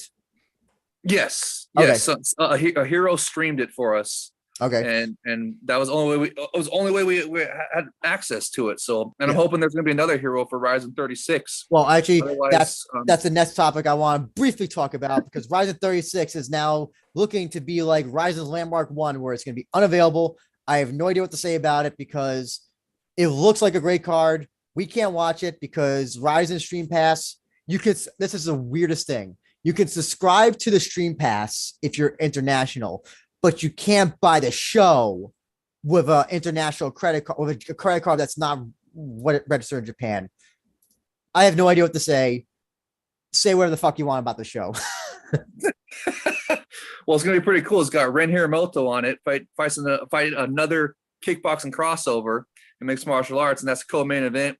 And it's got also, the ladies are on it. Miyu Yamamoto is on it, and also in the main event, got Azakura Action Bro versus a Road FC fighter from Korea, undefeated prospect that he's fighting. So, like you said, and there's also some other. I don't know if this is the one where Karamov's on it as well. Some international fighters are back on this. So, and I think one of the first fights is Tanner Renko. I think it was, he's an American. I think a U.S. soldier fighter, and it's just tragic that we don't have access to it to watch it here in America. I mean, like I said, I'm hoping there's going to be a hero that streams it for us. I mean, if there's not, I don't know what I'm going to do. I'm actually just going to see if any people that follow me, any fans from Japan that are able to get it. I mean, I'll PayPal you money to have access to your Stream Pass to watch the replay. I mean, I don't know. To be like that Dave Chappelle meme where he plays the crackhead, where you got any more of them Ryzen streams? Yeah, exactly. He keeps asking for a hero. So if anyone's watching this and you're ready to be the hero. Jamie says about the intermissions. The intermissions on these shows are horrendous in person, and the folks in the dome could not leave the venue. I totally forgot about that. Yeah, because of COVID restrictions. Because once you were in the arena, they didn't allow anybody to go out to have a smoke break or whatever. It was like you're there for the entire run of this show. So I guess some people, or I guess if you left, you probably were not allowed back in. I don't believe that they actually were not allowed to leave. Can you clarify, Jamie? Was it a case of you can't leave the venue, or you can, if you want to leave, you can't come back in? Oh, and Aha says Sakakibara does not care about international Ryzen fans. If he truly That's cared, true. if he truly cared, they would have at least mentioned and apologized about it on their Twitter. By the way, as well, thank you for reminding me this, Jamie. Not Jamie, sorry. Aha. Sakakibara said that the reason why the match was not internationally streamed was because of time and time differences, and because they couldn't find a suitable platform. And I have no idea where I don't know where the time difference comes into play, because this is not new. And the platform, I mean, Todd, we got Fight TV, we got Live Now, and we have a Beamer. Literally, you have like 3 platforms that you could have used. I mean, what do you have to say about that? Like, where would you rather just them come out and said, "Oh yeah, we didn't bother with thinking about the international fans. Sorry, we'll try again next time." LL. Yeah, I don't know if neither one of you been in the military or not, but there was a saying they had in boot camp, like when you're doing formation, if you're wrong, stay wrong. Don't move. Like if you did the wrong movement, like when you're doing your, and all that. If you're wrong, stay wrong. And I think that's what they should have done. They shouldn't have said anything. They didn't do it internationally. Don't say anything about it. Just, because it's like you're saying, we don't believe them. So what was the point of coming out there and giving these excuses that sound just like nonsense? Mm-hmm. But sometimes that's how hey, Japan is. I'm sure they're smart enough to know it sounded like nonsense. Why did they do it? It's just don't say anything, or say, hey, we didn't want to show it to you. We'll show it to you next time, or we'll show it to you in a week. Tough. Does it cost them money to get these to show it on Live Now or Fight TV? Do they have to pay? Oh, I'm money sure. Probably, but it can't be a lot. And you're obviously paying the English commentators, but it's not like, I can't believe it's such like anything like a substantial amount of money that's like breaking their bank account. I like there's I mean, I know that Pride was, raking in money when and their heyday, and they were doing things to do direct TV, pay-per-view, all that stuff, and bringing Boss they were on in. direct TV. Yeah. And all that stuff. But it's like, it's not like, here's the, even if you don't have like English commentary, I'll tell you this, like that's the bare minimum. I think that I know that there's some people who must have English commentary, and I'm not one of those people. And I don't know, Todd, are you one of those people that needs English commentary? No. Okay. And JayWolf, I know you're not, obviously. No, yeah, absolutely not. Dude, those couple shows during COVID, when they were only available on Ryzen Live, they were all Japanese. I mean, it didn't even matter. It was actually kind of cool. I mean, it was like, it doesn't know. The English commentary is not okay, but barring those people, most people I think would have just been happy with either the Japanese commentary streaming, with Japanese commentary, or if they had to, like, for rights reasons, just mute the commentary. I think there'd actually be more people who would love that, because they just want to hear like the sounds of like people being like punched and kicked and all that stuff. I came up watching shows, before I went to Japan. There was a video store in Hawaii, a Japanese video store, and they had a wall with like Pride, Pancrase Shuto, all these events. They were all in Japanese. I didn't know what they were saying. I just watched them. Mm-hmm. It was no problem. And I mean, if you want to have English commentary, that maybe gets in a few extra people who legitimately don't know any of the fighters. That's fine. I get it. But like the whole thing about the whole K1 being like, oh, they can only show their shows in Japan because they're owned by a Korean company. I don't buy that, because K1 uploads their fights to the YouTube channel and they're not geo-blocked. I don't know if that's a reason, then like you just say, hey, K1, can we pay you like $10,000 for international use? And then K1 says yes, because I'm assuming that they're a company that likes money, so you just tell K1 whatever group to take that money.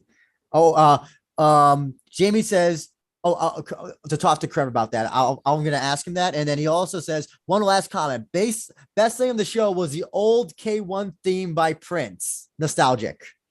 But no, it's definitely, it's so weird that like, Ryzen, was the, they had the free, first you can't see the shows at all, except with Russian and Chinese commentary.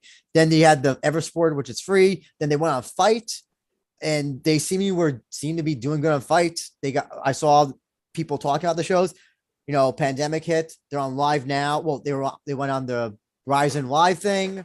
And now they got a Live Now, which I have a lot of problems with, and now it's nothing. It's I don't know how they take 10 steps back, 10 steps forwards and 10 then 20 steps backwards. And I don't know why this show is like they decide, we're not gonna have make it available for people. Because the other thing as well, Drake Riggs, who does Brought on Horizon, had some of the fighters on his show to talk about their fights.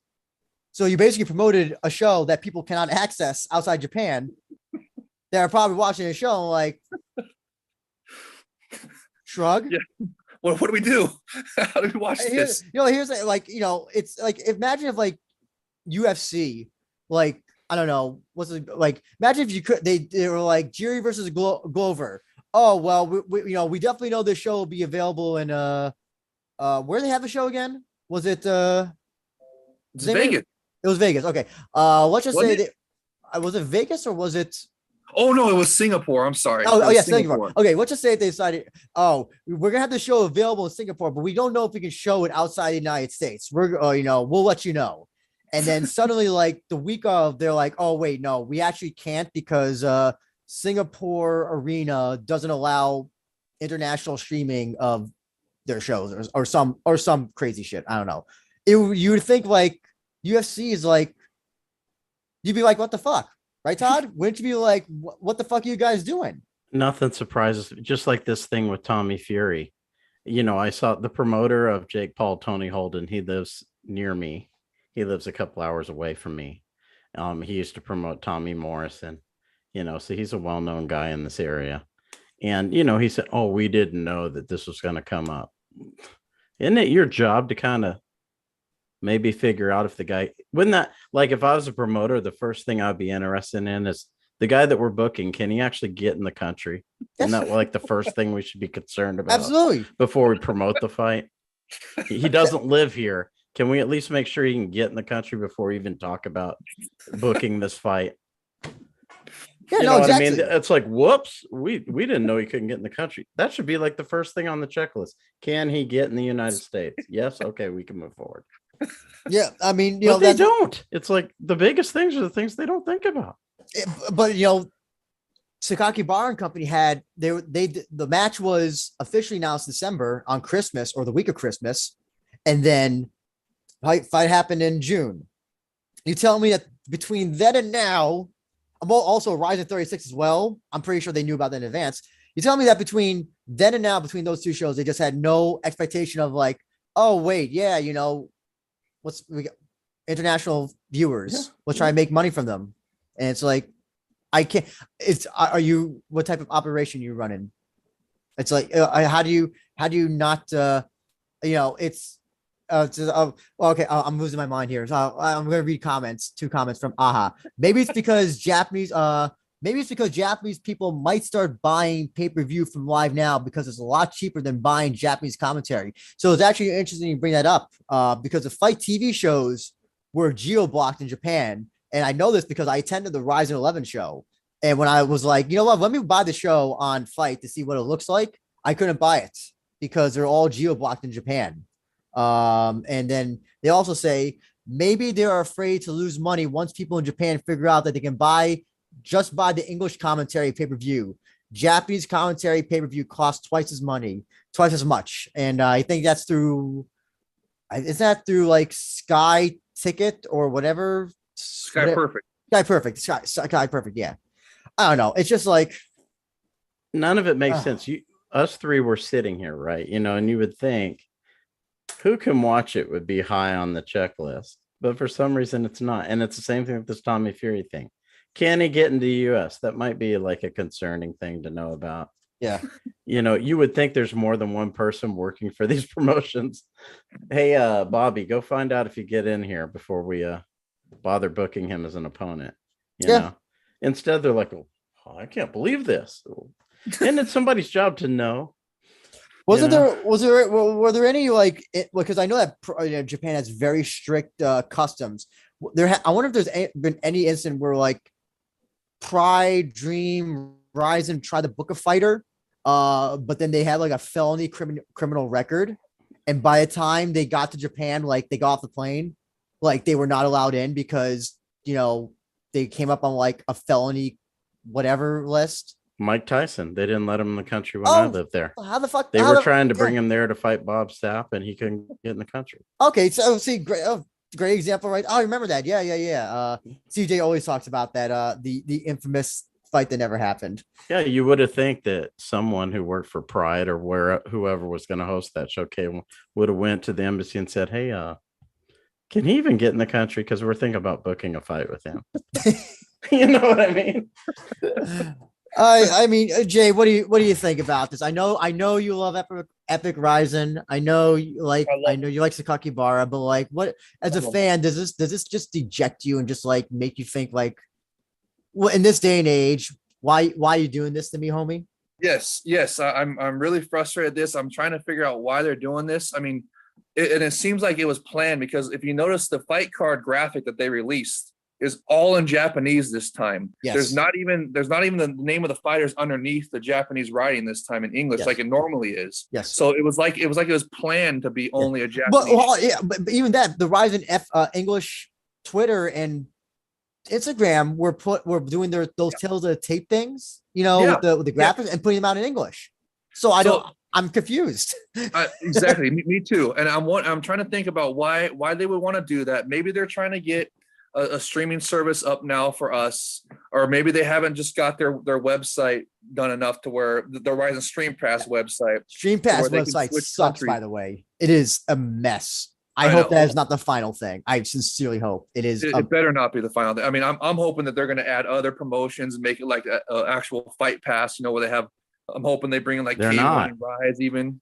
They're not. Zach told me it's just going to be a pay-per-view thing. You pay to watch the event, and that's it. There's no library, nothing.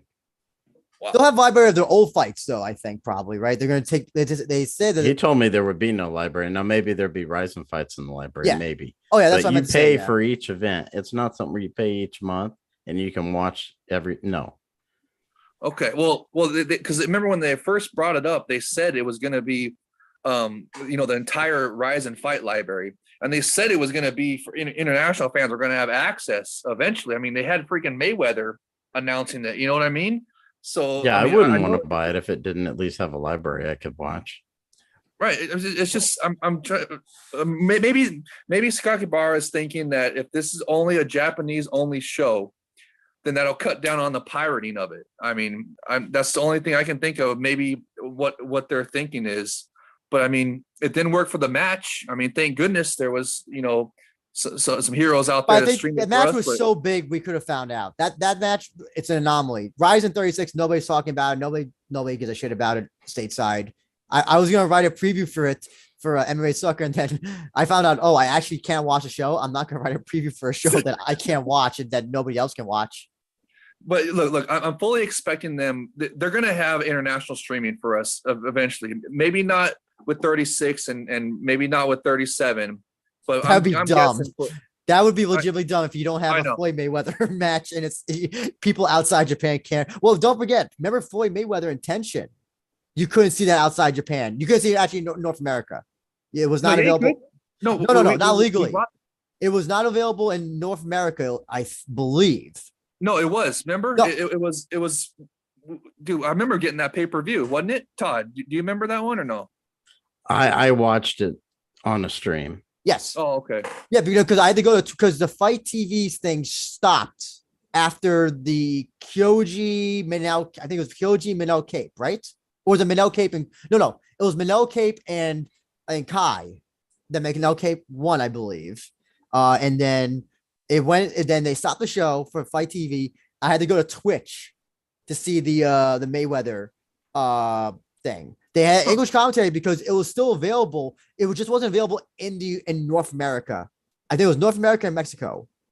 Then I must have got it on the Rise and Live for that event because I watched the whole thing for it, and yeah, I mean I'm in America, so but Fight TV couldn't show it if you use a VPN, you probably could have seen the because they had two versions on Fight, an international version with the Floyd fight, and the one that didn't have the Floyd fight. I believe that's how they did it.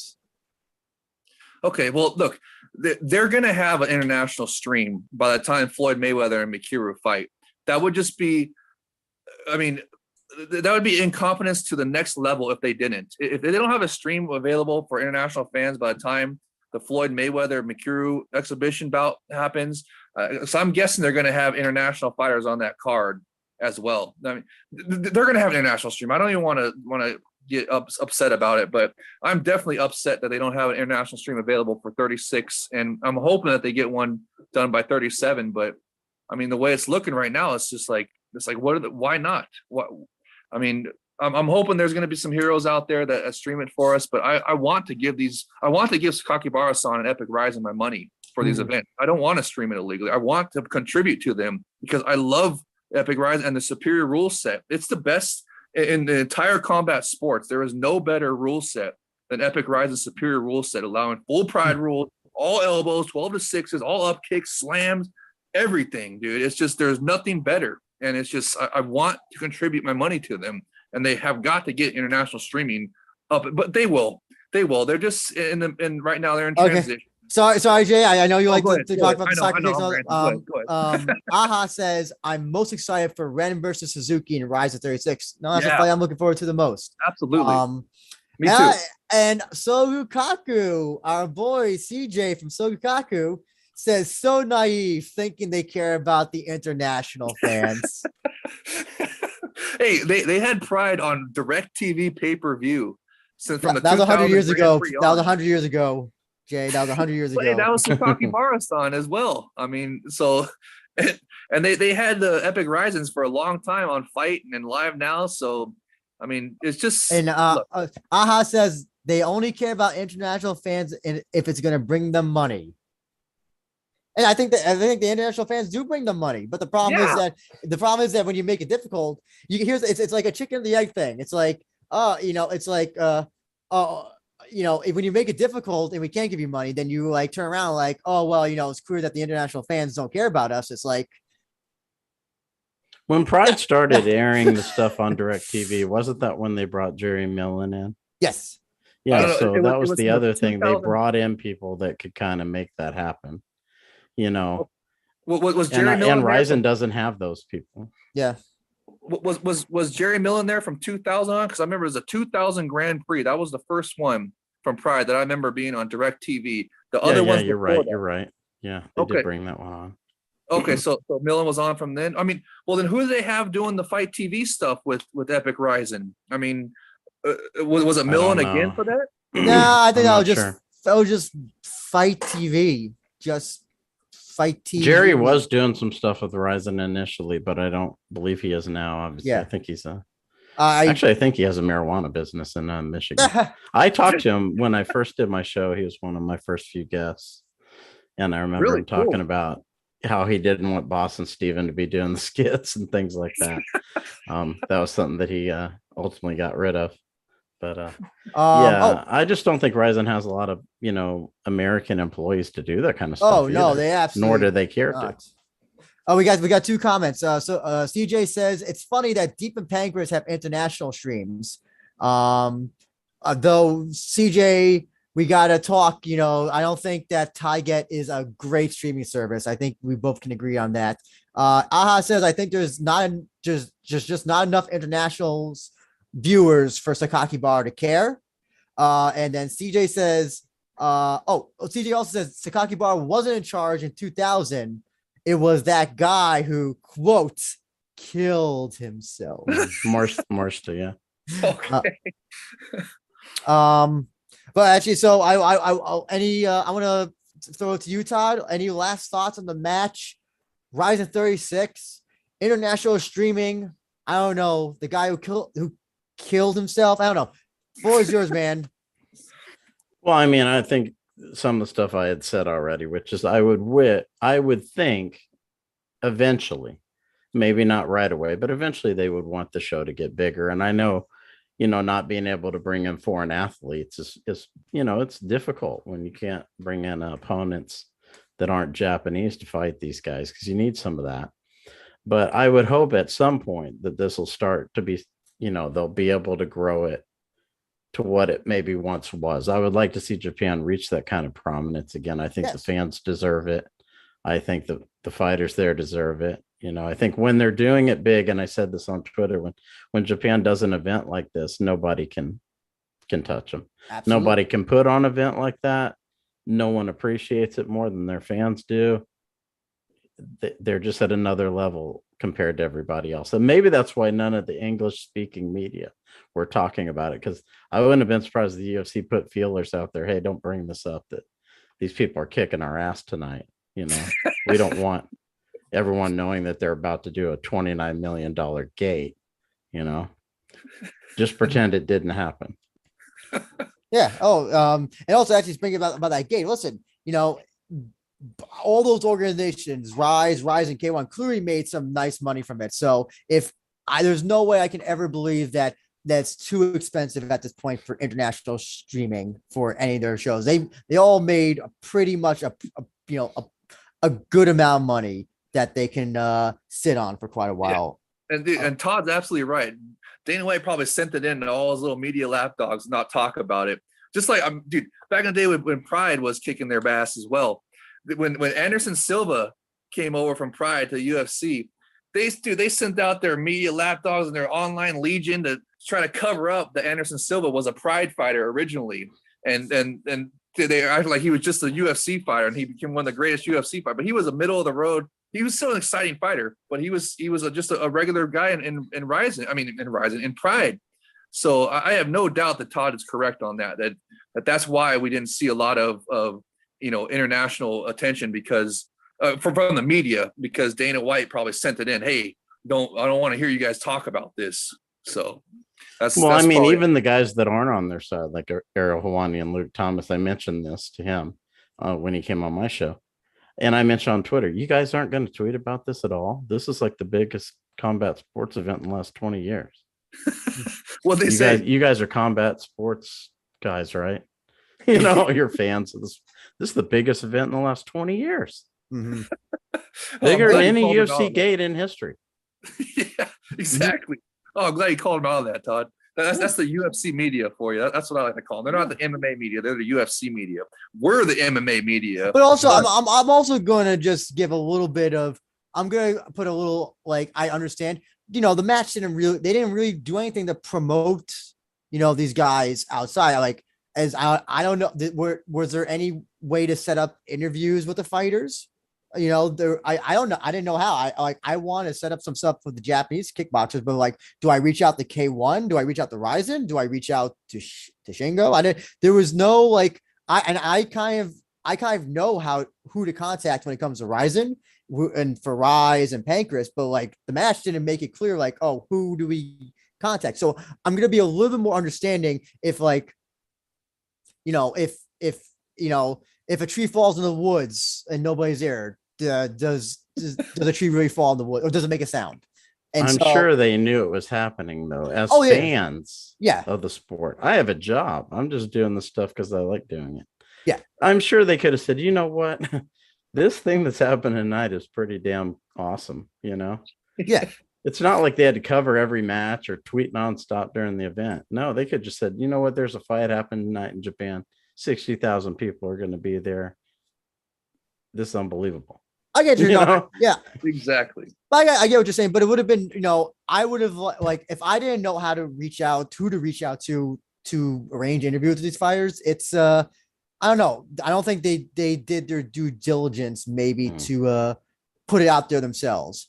As far as I know, that I have not been told that they tried. So I'm going to be a little bit more insane, but I think just the overall, like, if they didn't know about it, I don't buy that. I think Luke Thomas, Ariel Helwani, they must have known about, especially those guys. But like, I don't know about MMA fighting or Sherdog. No, probably maybe Sherdog.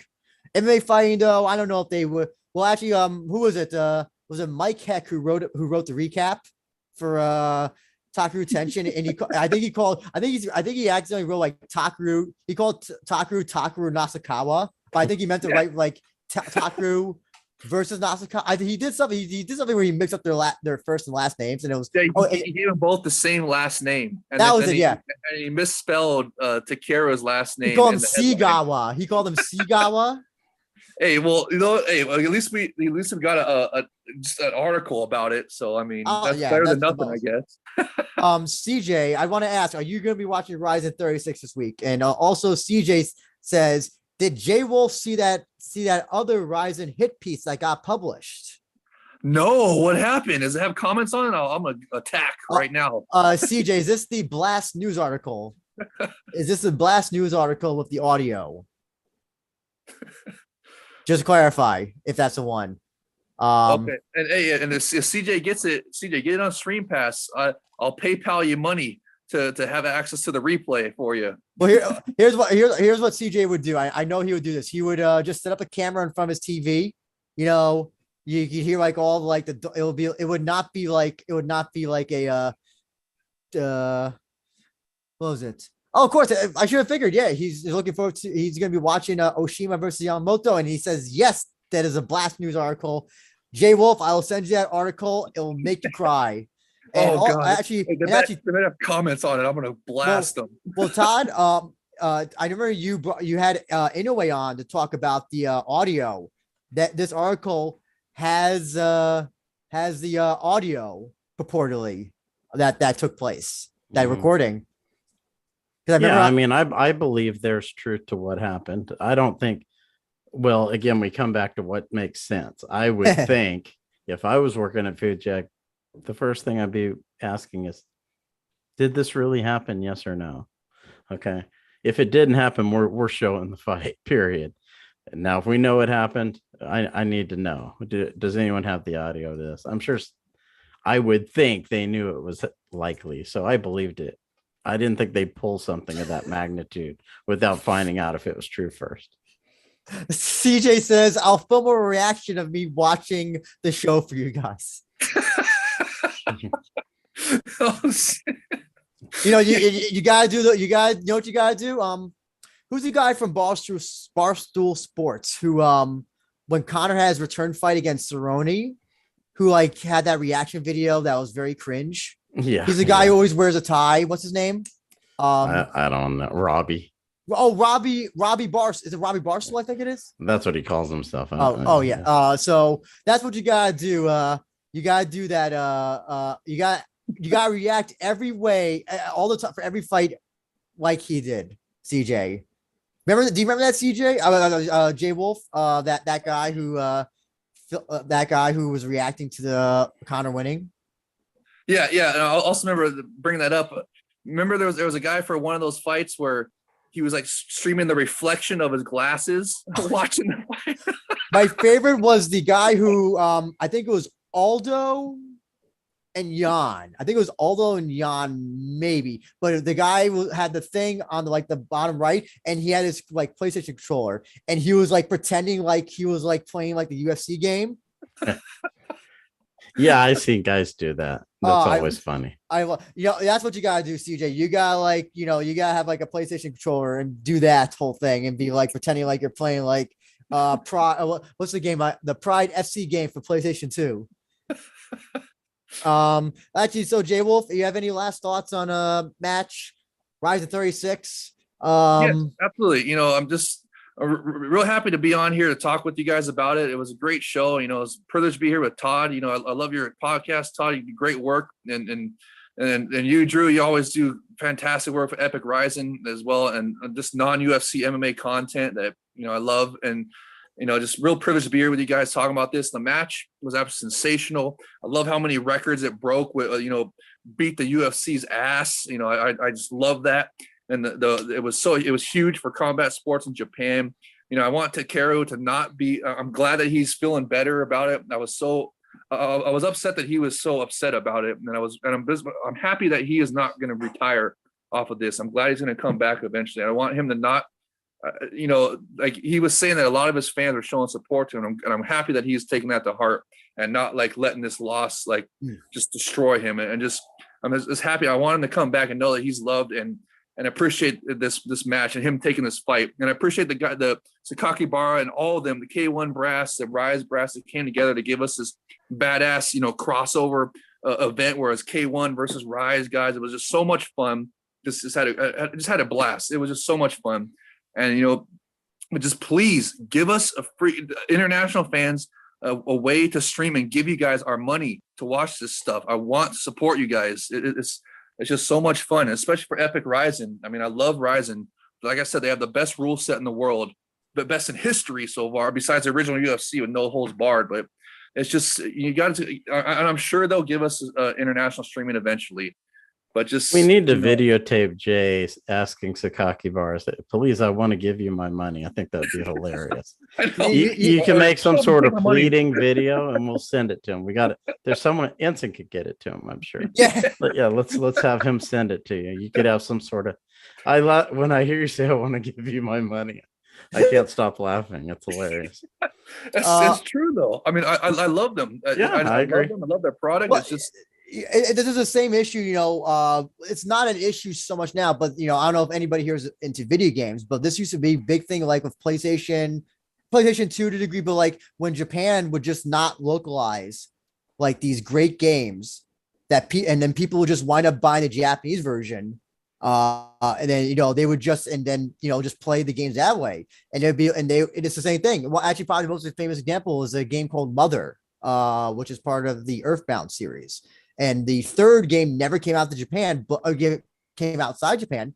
But like people have been begging Nintendo, please give us a fucking game. But just Nintendo won't localize the game for a reason. So a bunch of people just localize it on their own, and they created a ROM that you can play the game with that has it all translated and all that stuff. So, it's like Battlestar Galactica. This has all happened before, and this will happen again. This is not the first time. This is not the first or the last time that we're going to be, complaining about lack of streaming and all that stuff. But Todd, I want to give you a moment to plug all of your stuff. And by the way, also, I just want to say as well, I love the name, the MMA Conspiracy Hour. That is one of my favorite titles of a show. Well, I can't take credit for it. The other guys came up with that. That's more like I'm just a host to that show. The guys that I do that with are from the Lights Out podcast. So you have Mike Davis. He's with Ignite Fights. And Miguel Iterati was with Bow Dog Fight and Hook and Shoot. He was the matchmaker for those shows. So, and normally they do a show with Chris Lytle. They do a lot of MMA history. So if you go to the Lights Out YouTube page, you'll see like a ton of old interviews. They're even doing like a memorabilia stuff now. Mm-hmm. This piece of MMA memorabilia, and they talk about it. They're doing all sorts of crazy stuff, but you usually see the shows there on. They have one called Lights Out and then one called Lights Out Clips, and that's where the Conspiracy Hour usually is. And but yeah, I have a show, Todd Atkins Show, where I interview people and stuff like that mostly. Sometimes I give my own opinions, but not a whole lot. And yeah, it's on Instagram, and then I put it up on YouTube also. But that's primarily what I do. Jay, I got to get you on there. I'll get you on with maybe Zach or Ryan Bowe, somebody like that. Yeah, actually, you can tell me Zach probably can relay all of Jay's. Please let me give you my money to Kakibara. Right. For sure. Yes, please. I'd love to get on your show, Todd. That'd be awesome. Just let me know when. Send me a DM. Where can people follow you and see all of your stuff, Todd? I would say go to Instagram at _Todd_Atkins_show. Mm-hmm. They wouldn't let me put it all together. But you have a show tonight, MMA Conspiracy Hour tonight, right? Yeah, they haven't. Well, we don't do it live. We just kind of do it on Zoom. We talk to each other beforehand, kind of decide what we're going to we try to come with some angles that no one else is talking about if we can. Mm-hmm. And then we kind of do the show and they put it up like the next day or something. So yeah, if you type in MMA Conspiracy Hour into YouTube, I'm sure you can find it. No problem. Also feel free to give your Twitter, your social media as well. My Twitter is at Todd Atkins MMA. That's right. Yep. Todd Atkins MMA. And JayWolf, what to do. Yeah, mine's just JayWolf1. It's misspelled on purpose because that was my original screen name way back on Yahoo boards, because there was like a million other JayWolf, so I just had to misspell it, and that's how you know it's me and not some imposter. So just follow me, and if you're a real person, I'll follow you back. And Todd, I'm looking forward to that. Just shoot me a DM when you want to do a show. I'd love to come on your show. I mean, like Drew was saying, MMA Conspiracy Hour is a great show. Your show is great. I listen to it a lot, but you have Instant Anyway on all the time, and just you guys just do great work. I just really appreciate it, and you do for like non-UFC MMA. You know what I mean? It's so great to have you guys in this industry, and I just really appreciate it. So yeah, I mean, thanks for having me on. Like We Are Rising, one of the reasons I wanted to bring him on is you don't really see a lot of guys covering this stuff. Absolutely. That aren't in Japan. And so I was like, wow, this guy's doing this stuff like hardcore. He's talking to all kinds of people. This is pretty crazy. I'll say this. The good thing about Rising 36, maybe not be able to watch it this week, is that I can actually finally get some fucking sleep.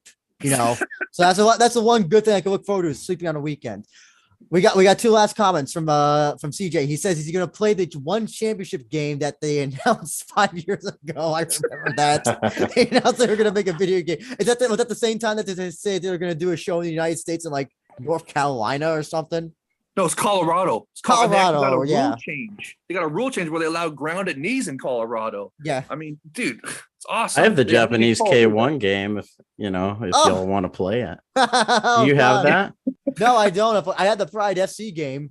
I have the Japanese K1 game. It's pretty awesome. I don't know if you have a gaming system capable of playing it or not, but if it's PlayStation 2, right?